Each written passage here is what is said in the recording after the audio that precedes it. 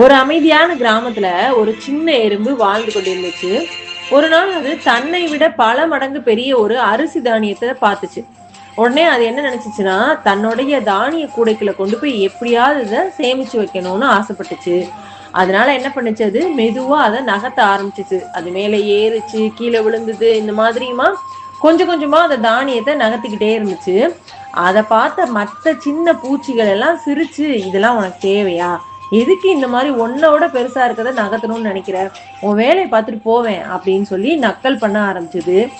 ஆனாலும் இது தொடர்ந்து மனம் உடையாம அந்த எறும்பு என்ன பண்ணுச்சு, மீண்டும் மீண்டும் அதை போய் கொஞ்சம் கொஞ்சமா நகர்த்த ஆரம்பிச்சது. கடைசியில அது ஒவ்வொரு மணித்துளி ரெஸ்ட் எடுத்து நகர்த்த ஆரம்பிச்சு முயற்சியை விடாம சின்ன சின்ன முன்னேற்றம் அடைஞ்சு அதோடைய பெரிய தானிய கூடைக்குள்ள போயிட்டு அந்த அதை தள்ளிட்டு வந்த அந்த அரிசி தானியத்தை போய் உள்ள செலுத்திடுச்சு.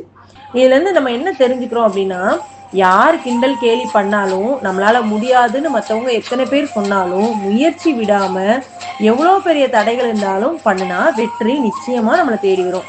சின்னவனா இருந்தா இருக்கிறோமே, நம்மளுக்கு பலம் இல்லையே, சக்தி குறைவா இருக்குதே அப்படின்னு நினைக்காம மன உறுதியோட இருந்தா பெரிய விஷயத்தையும் சாதிக்கலாம்.